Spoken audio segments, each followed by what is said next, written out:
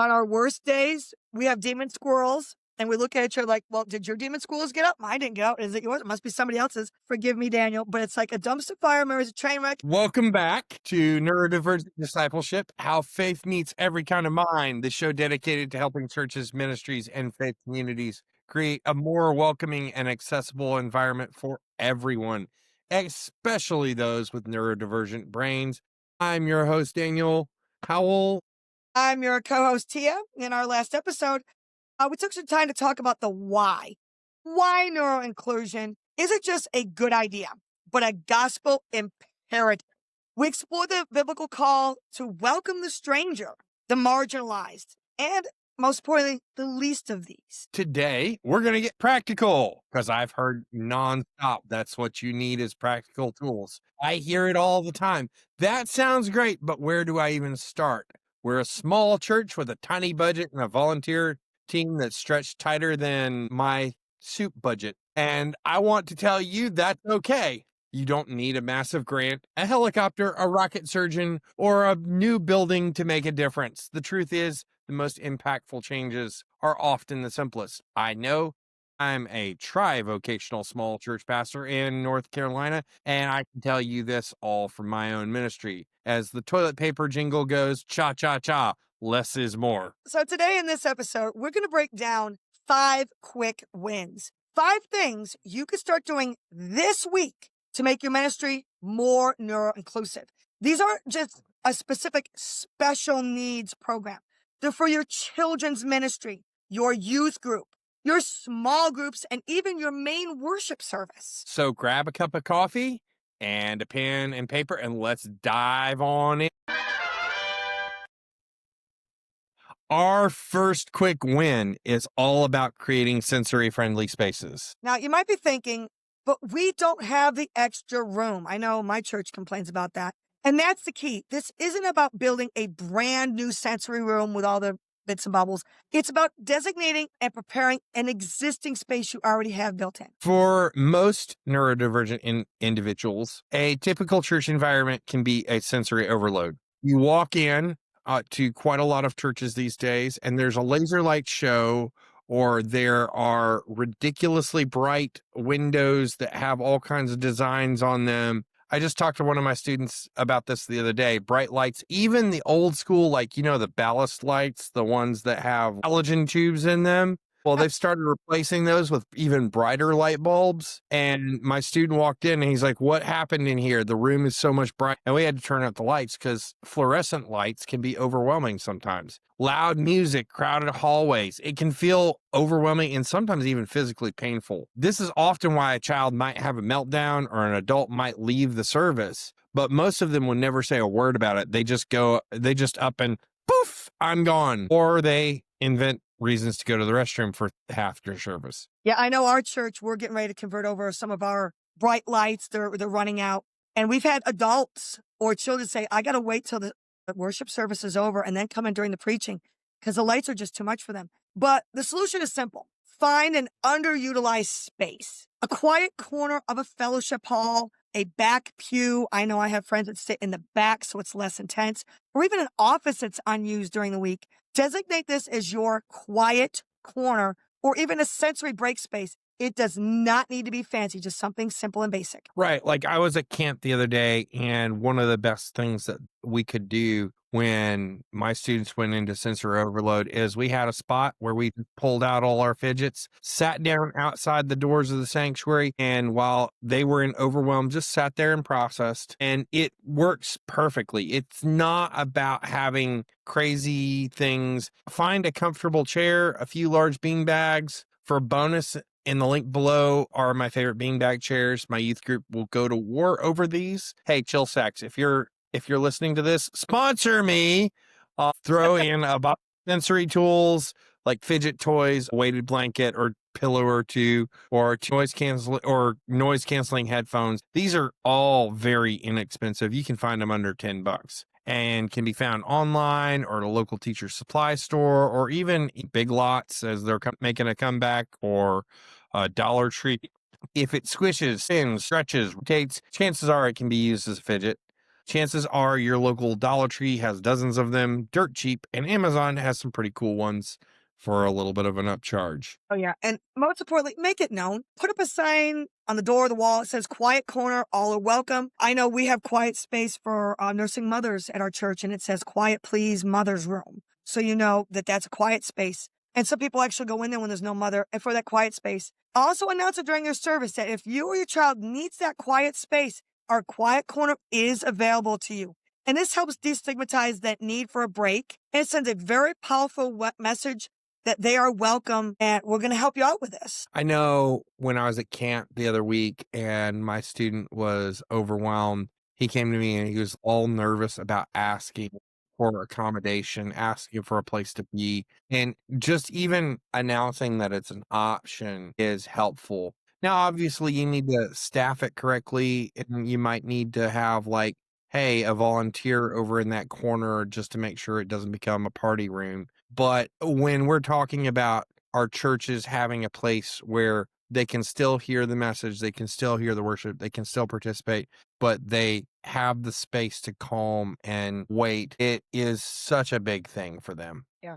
So what would be your second win? I think my second quick win would be to prepare volunteers. Think about it. So much of the church is run by volunteer staff. They are my heroes. They are the people who make everything happen. Quick wins are about preparing them. Your volunteers are the front lines. They're the people that are your greatest assets. They're going to be the people that connect the most, but often they don't have the training they need to interact with neurodivergent individuals correctly. Like they see a hyperactive kid and they say, "You sit down. Be quiet. You sit down, be quiet." There was one kid in one of my churches. I honestly thought his name was Sit Down because I heard it so often. And I think people thought that mine was Be Quiet for a while. So, that's the thing. Being an old radio station host, that comes with the territory, though. There are great communities that are built around this concept of equipping people, and we just need to expose our volunteers to them. We're even creating one right here as well. If you'd like to join us, click the link below and join us for exclusive content, backstage access to us, all that sort of stuff. Just for example, I serve in a church with a lot of elderly workers, right? A volunteer might see their kid flapping their hands or avoiding eye contact. Like you'll notice me, even on the podcast, sometimes I avoid eye contact with the camera. It's weird because when I have eye contact, it wears me out and not know how to respond to that. So a lot of my students will come to me and they won't look me in the eyes, and I don't take it personally. It doesn't mean anything. But in an older generation, that was a sign of rudeness. That was a sign of disrespect. And so they might mistakenly interpret those behaviors as being rude or defiant, even Disres- when huh? Being disrespectful to their elder? Yeah, yeah. Even then, even when I'm responding, when I'm talking, it takes a conscious effort from me to keep an eye contact with the person I'm talking to. As a neurodivergent individual, I understand entirely that eye contact, while sometimes in the past was a major sign of respect, is absolutely positively the part of communication that I dread the most because it's so hard for me to force myself to focus on that and what I'm trying to say at the same time and what I'm trying to listen for. So that's a big part of neurodivergence that you can equip your volunteers to do. Sometimes when they're listening, it's going to appear like they're not paying attention, but they really are listening. Yeah. I am the same way. I struggle with eye contact. Even on this podcast, you might see me look out my window over here. I am still listening. I'm still focused. And even at church last semester, I found out having my hands busy, crocheting, helped me focus more on what the pastor was saying, what my small group leader was saying. It helped keep that focus. And they're like, "Why are you crocheting?" I'm like, "Trust me, it's helping." The solution then is we want to give our volunteers a 3-point toolkit. It's not a 10-week training program. It's a 10-minute huddles before the service or one training module in a year. And we also got to remember when we're dealing with this, we always start with grace. And we talked about in our last episode that Jesus invites everyone to the table, no matter who. But just because a student is a bit off beat, and I know several, it doesn't mean that they're not paying attention or being, disrespect or anything, it might look different for them to do so than what your volunteer might think, like we were discussing here. We look off camera, we're not zoned in the camera, but we're still very much in this conversation. We're still talking. And that's going to look like with other students too. So, second thing I would say is praise their strengths by affirming that individual and what they can do. For example, JJ is great at art. Let's give him a special job with coloring. Maybe there's a banner that needs to be made. Maybe there's something else. Let's give him that job. That shifts the focus from perceived deficits to God given gifts. And so many of us neurodivergent individuals walk around with a giant deficit marker flashing over our head in neon that it's discouraging. So anytime we can shift from deficit to gift, let's make that change, right? And So so that's a great thing. But I want to react a little bit around that and spend some time here because so much of the neurodivergent community is about what they lack. So I want you to think if you walked around and no matter what you did correctly, they said, "Oh, but you're fat, or you should have done it better, or you weren't perfect, or you should have done this better," right? That is like being neurodivergent in our society. You're permanently marked as not enough or broken. yeah, You wouldn't want that for yourself. Remember oftentimes the church is the only source of encouragement in a student's life. Their IEP at school says they can't compete. Their peers say that they are weird and not worthy of being a friend. Society wonders if they'll ever contribute. Their own parents wonder if they'll ever grow up and act normal. And they walk into church where they should be accepted and then we expect them just act normal, just act like the rest of us. It's enough to crush anyone. So this simple act of focusing on strengths, gifts, and developing talents is something that the greatest thing that you can give a neurodivergent individual is a gift of, hey, you're enough. You are given these gifts and strengths. It stops their inner monologue of you're not enough, you're junk. And isn't that what we would want for anyone, right? definitely. Finally, I want to encourage us to use clear language. And we talked about this a little bit last time, but clear, direct language is so critical. Avoiding sarcasm or complex instructions instead of, let's settle down. A little bird told me it's time to sit on the rug. Someone said that you said, say, it's time to sit on the rug, please. This reduces confusion and anxiety. So much of our communication in this generation is about feelings, and it increases the anxiety of most of our teenagers and our students. Thinking about the book that just came out about anxiety with the anxious generation and Jonathan Haidt's research there. So much of this not clear things adds pressure to our students to where they're walking anxiety bombs, right? So most of their communication is around emojis and little gifs and memes. And depending on how you interpret that, you might have the right interpretation of what that friend's saying or the wrong interpretation of what that friend is saying. I know I get worried when people will misinterpret my words as I preach, right? Imagine trying to preach in emojis and brain rot for 5 seconds, and you will understand the blessing of clarity. Clarity is kindness. So one rule for volunteers, always be clear when giving instructions. If it isn't followed the first time, use your camp voice, as we call it, and give clear, concise instructions. If it still isn't followed, then we can have a conversation. But a lot of times, students are looking for clarity in our directions. So they want parameters. Yeah, and they really do. So what would be a third win as part of our communication? A third win would be create kind of communications ramp. Like when we think about disabilities in the church, a lot of people say ADA compliance or like, do you have a ramp for people who have a wheelchair? Think about it this way. A simple tool that removes a barrier. A communication ramp does the same for an information barrier. Most church communication is very text heavy. We have bulletins, we have old school pamphlets, we have newsletters, and they assume a certain level of social understanding of, well, hey, if you're coming to this event, you should show up in such and such attire, right? Join us for a night of fellowship. Well, for a person who's not a member of that congregation, a person who's not a regular person there or who is neurodivergent, that might set off a whole bunch of questions. So, what is fellowship? Like, what time do I need to be there? What should I wear?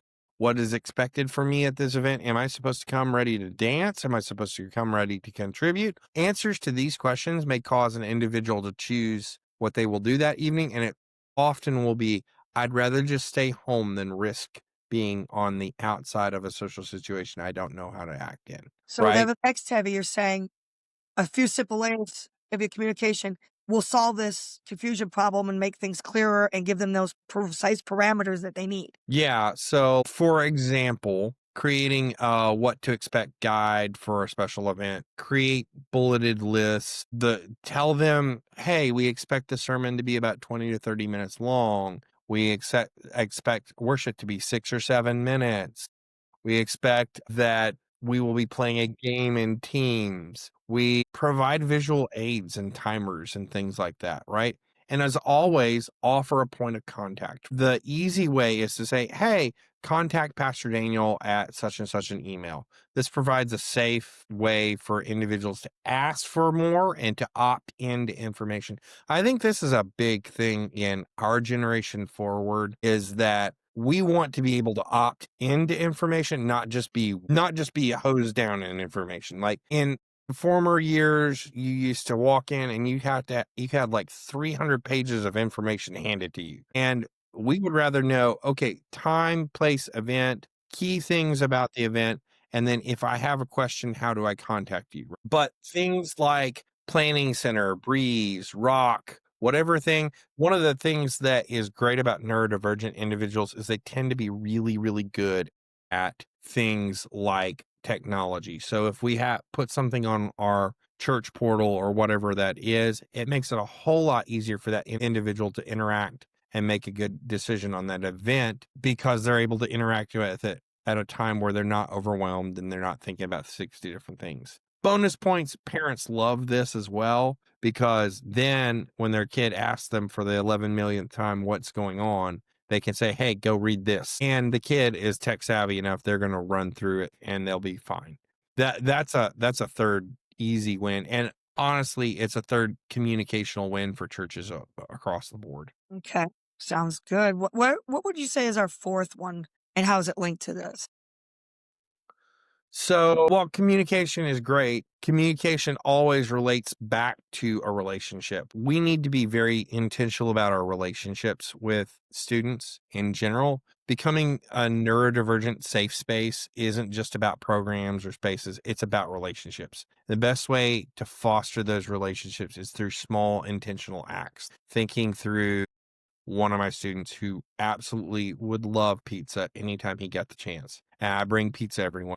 And to that student, that's a sign of I belong here, because he could have brought burgers or something else, but he chose pizza because he knows I love pizza. Or even things like, hey, every once in a while we will have a quiet night where we turn out the lights and we just play worship music on the TV or whatever the TV has for worship stuff, whatever your church uses.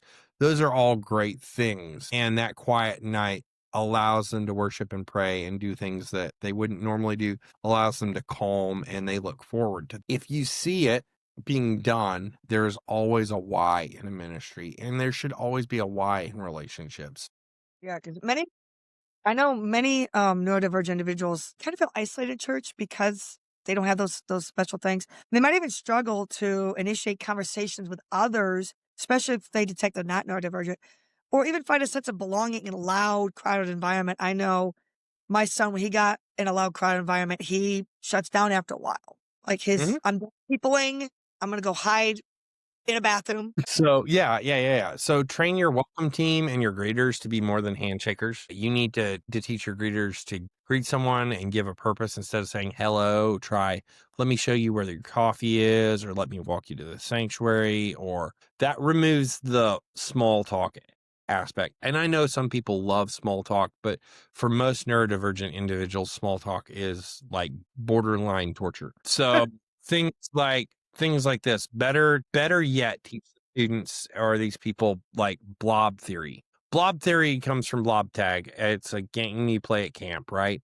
A simple game where your group of individuals who's a blob runs to catch and add another individual to your blob. Like blob theory says, I will adopt you as part of my blob. Make this standard guest practice in your ministry, and I guarantee you more students will find your ministry attractive.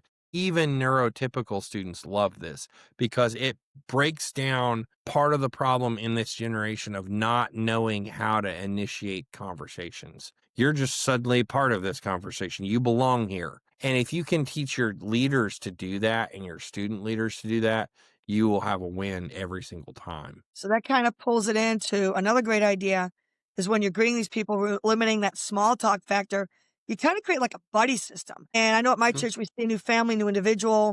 If you assign them like a buddy for the first few weeks, that they pointedly greet that person.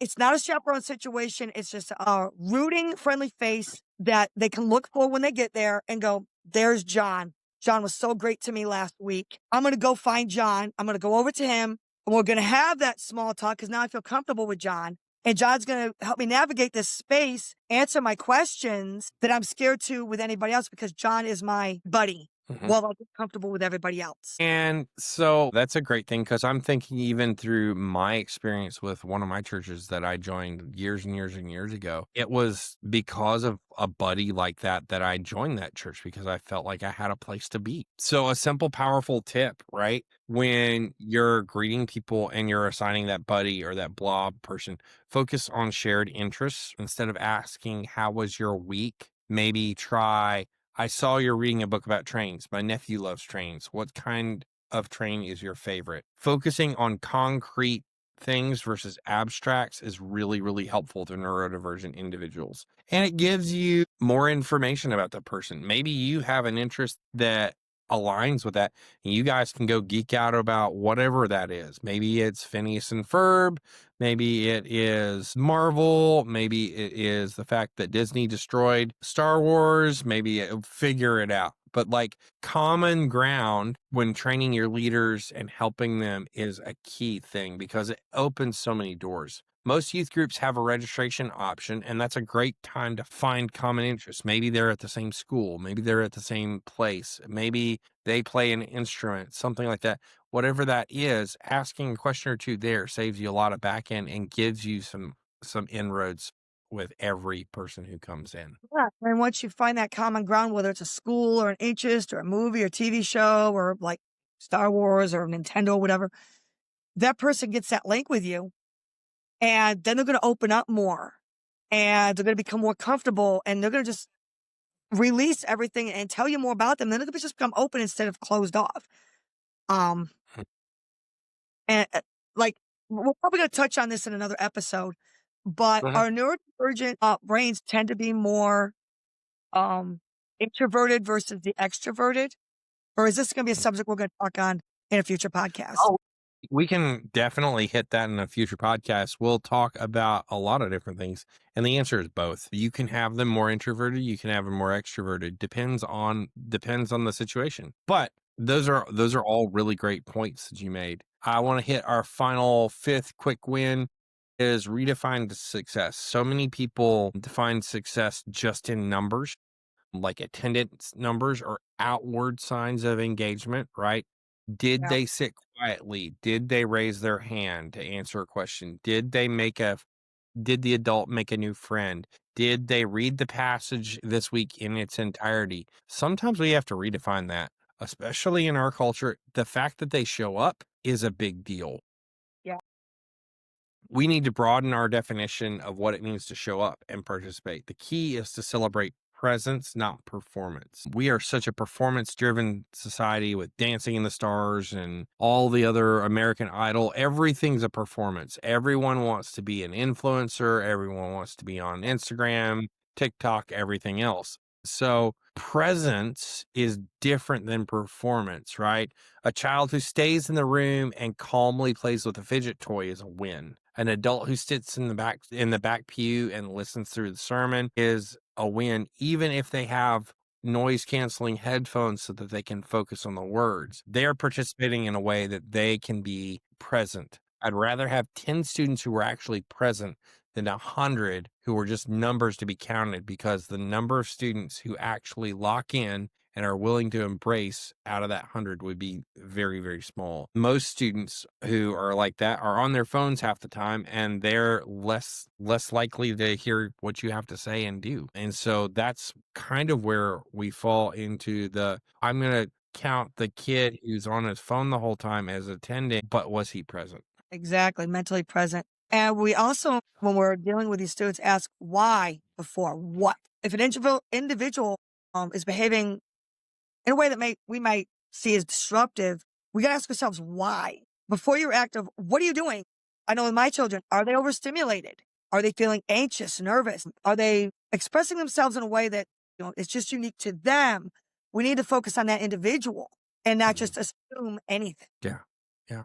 So at the end of the day, remember God sees the whole person. Remember, we see the whole person. Every individual is made in the image of God. We talked about this last time, Genesis 1:27. Their value isn't tied to their ability to conform to our expectations. Their value is not showing up in a suit and tie every morning. Their value is they are a child of God. Their presence, their gifts, their unique way of being are a blessing to our community, not a disrespectful marker. If they wanted to be disrespectful, they could just leave. But they showed up. They are there. They are dialed in to some extent. They want something there. So let's lean in and let's help them to find Jesus, because they're asking for it. Yep. Well, so there you have it. 5 simple, quick wins that you can implement this very week in your ministry. Yeah, to recap. So you can create a sensory space, right? Cheap fidgets and a beanbag chair somewhere. Prepare your volunteers, teach them what this stuff is and help them to recognize it and how to respond. Create some communication on ramps. Adopt a way of digitally communicating with people, and make ways for them to text, make ways for them to reach out in ways that they're comfortable. Implement relational strategies. Make sure that your greeters know how to greet someone and how to adopt them into their group. And then the fifth one would be redefine success. For a neurodivergent individual, just being there is a big success, right? And we want to redefine our rules of success. And these aren't massive budget breaking projects at all. These are very small acts of intentionality and love, which they're going to soak up like a sponge. They're about seeing people as they are and making a little bit more room for them at the table for them, just like Jesus. Yeah. So this week, we both want to challenge you. Pick one of these 5 things and start. Maybe you have an old beanbag chair and a box of fidgets that you confiscated from little Timmy, who was chucking them across the room. Maybe you'll spend 10 minutes with your volunteer team before your service. Whatever you do, take that first step, whatever you like about it, and take that first step. And if you like what you hear, and you want to hear more of this, join us on the other side of the wall in the deep end and click the link below. You'll get exclusive access and welcome to our community. But thank you for paying attention to today.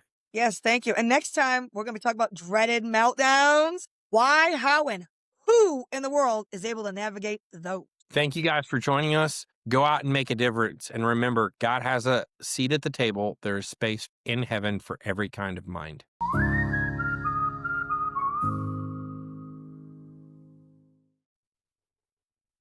Okay. And we're back. And if you're joining us on this side of the wall, I just want to say thank you, thank you, thank you for supporting us as we begin a journey to help students who are so often defined by their lack to see that they are uniquely designed by God, loved by Him, and offered a seat at the table, often because of workers and pastors like you. And we want to welcome you to this side. Hopefully, the rest of this episode is going to be helpful for you in practical ways. Yeah. So let's talk about this and see what we got as we go deeper on these ideas. I think there are a couple I just want to know more about. Sensory spaces.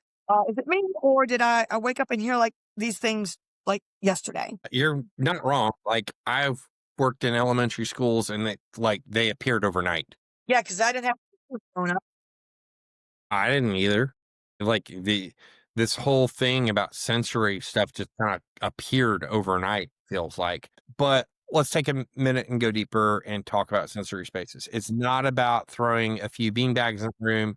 The best sensory spaces are designed with specific sensory needs in mind. And knowing your students and your people is critical to providing the best places for them. It's a spectrum of needs, not just one single need. And people have different needs on there, right? Yeah, some people are sensory seeking, meaning they crave sensory input. My son, he kept playing with his finger in his mouth. He didn't wasn't a thumb sucker, but they said he needed that sensory input in his mouth. And a great sensory space might include things that they could touch, they could squeeze, they could move them around like sandboxes, even places for them themselves to move around like tumble or just spin in circles. Think about a box of like smooth river stone, tactile wall, thing my coat here, a place to sit for a while, things like balance balls, like the yoga balls, there are bands on the chairs. They can bounce their feet in peace. Those are some really good hacks of being able to expend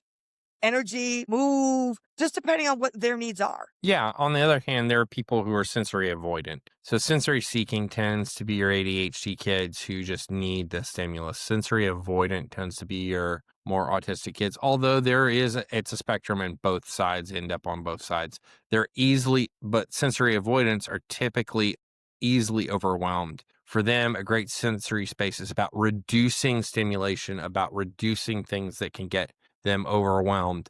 This means dim lighting, soft colors, and a lack of visual clutter. So lack of all the extra pieces of things and chandeliers and everything else. Something simple, something easy. The key is to have a space that offers both a quiet, calming option and a more stimulating interactive option, even if it's a small area. Yeah. And remember, great sensory areas, not just for kids. Plenty of adults struggle with this. They can have the same sensory needs. Because remember, these kids, they grow up to be adults. So it's not just Mhm. limited to youth. So providing that quiet corner, even in the main sanctuary, maybe the back pew with accessible fidget box. Wonderful, inclusive gesture that's going to be appreciated even by your adults. Yeah, I've worked in churches that I think want to spotlight every pew row with the most light possible through stained glass or chandeliers, enough light to single-handedly be the nation's Christmas tree light bulb budget. Not saying bad things about these churches, but a lot of them don't understand why a person would prefer a dim environment like most neurodivergent people do. If the stats I'm reading are true, close to a third of this generation is neurodivergent in some way, shape, or form, which means if we fail to provide safe places where they feel welcomed and able to worship, even if it's just dimming the lights a little bit, then we fail to reach a large number of people. People come in and they don't want to be the center of attention. They don't want to be spotlighted. They don't want to have all this light around them. And that's a thing that, generationally speaking, is a thing. And so perhaps one of the best ways a church can help people who are on the spectrum is to provide spaces that are a little less bright. You can still light them, but use different colored lights or hues, which are calming. So blues, purples, greens, pastel pinks, yellows, grays, some darker shades of amber are all helpful in providing less overwhelming spaces than your typical, like, oh my word, someone's got a spotlight on me, right? Yeah, because a lot of people like all that. So what would you think would be the best way of doing this? That's a good question, and it really depends on your church and your spaces. So sometimes a cheap set of light bars and an area underneath a balcony with some curtains makes the most inviting space, because you can block out all the extra light. You can throw some blue light underneath that space. It's not closed off. It's not different, but provide some comfortable seating back there, provide some fidget toys, and maybe it's an unused parlor with a television that links to a YouTube, so that you're not in the middle of the big sounding room. You can hear the worship, but it's not overwhelming. And a box of fidgets. Every church is different, but I think the key is understanding the need and providing a solution. Yeah. And speaking of fidgets, I'm curious because my kids have received them from various things over the years. Why fidgets work? Like you see fidget spinners, they were craze. And you think, oh, it's just a toy. Kids are walking through grocery stores playing with them, but then they bounce up. But some people really kept with them. And apparently they're a very powerful tool for self-regulation. How do these work for that? Okay, so fidgets work for a couple of reasons. This is interesting stuff. So for many people, the brain is either overstimulated. There's just too much going on. Most of your ADHD kids are this way, or they're understimulated, in which case there's not enough going on. Again, your ADHD kids can be this way too. Fidgets provide a way to find a middle ground. For the understimulated brain, that provides a way that they can just sit there and spin, provides just enough like juice to the brain, a little extra fuel to keep them engaged in what's happening and not distracted by internal thoughts or other things or thinking about what's for lunch after the pastor finishes, right? This is why that one person at the office can't stop clicking their pen or popping their bubble gum or cracking their knuckles or tapping their pencil. It provides them just enough to keep involved. Oh, yeah, I'm guilty of some of that myself. Know a couple people, the clicking of the pen, the tapping of the pen. Yeah. Are there any other things that it can help? We're talking about understimulated. How about for overstimulated? How would that look for overstimulated? So overstimulated is the exact opposite. Like understimulated, you just don't have enough going on. The overstimulated, it's the small repetitive motions that give their body something to do, a way to release the anxiety that's feeling because they're sitting there and they're going, oh, my world's about to end. The sky is falling, the sky is falling, Chicken Little's coming. And they have this anxiety. So the brain needs something it can do to quiet down and focus on what's being said or done. It's called stimming, which is a term for self-stimulatory behavior. Basically, they're using their body to calm their own body. That's a really simplistic way of saying it, but a lot of therapy goes into a lot of these different behaviors. Yeah, I think I've been guilty of stimming myself. Mhm. Especially in this last podcast have made me more aware of what's going on with me and my children. Are there any other reasons that fidgets can be helpful? Well, the act of fidgeting engages different parts of the brain, right? So when you're using a fidget, you're engaging the motor cortex. Like when I grab a pen right here and I start clicking it, suddenly I'm thinking about something. It's almost unconscious, but it's requiring my brain to engage in a different way, which diverts it from some of the other stuff that can be distracting. This allows cognitive parts of the brain, the parts needed for listening to a sermon or participating in a small group, to function more effectively. It's not a distraction, it's an anchor. So next week, we'll discuss some common anchoring methods that don't involve fidgets, but are extremely powerful for meltdowns. But just so that you know that oftentimes in the absolute deluge of thoughts that are going on in a neurodivergent person's brain, having an anchor can sometimes be the best way that they can remain engaged. A lot of people, even back in the 80s, would sit down and they would draw, and that was their anchor. In churches, we give out notes and we encourage note taking. That's a form of this same thing. And so when we look at all these things, I'm curious what your experience is as a parent. Have you noticed this with your kids? Have you not noticed this with your kids? It's actually with my son, he likes to doodle on his schoolwork. And my husband has tried to say, hey, you're supposed to focus on your schoolwork. Don't be doodling on your paper or your test. I should explain I am a homeschool mom. So we are able to help him through some of his ADD with that and give him breaks and whatnot. But I've noticed he likes to doodle. He likes to draw stuff on a blank paper. And I've actually taken to encouraging him. And I was going to ask you about that when you're talking about the fidget spinners. That is this Uh-huh. a way of not using the spinner, but because he's drawing out Minecraft characters or just random like stick figures. It's a way of stimming, yes. It's a way of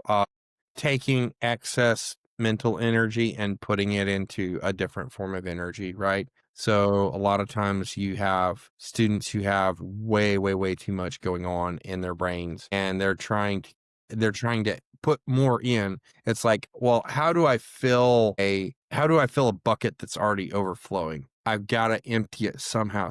This is just the little hole that they're poking through the side of the bucket to give them just a little bit more room to fit more in. And so it's not disrespectful. It's more of like, hey, this is how I process. And is it And this is why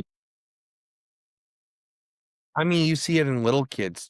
So this is nothing new. It's just a best way of doing things. I can think of, again, at summer camp we had, one of my moms does a lot of this stuff, and she got a group together, and that group was the overstimulated group. And so she carries a whole pack of fidgets in her backpack. And her duty for camp, when we went to the big worship service that was laser light show and everything, it was just too much. She'd sit outside with that group and just sit down. And she became like the neurodivergent person at camp.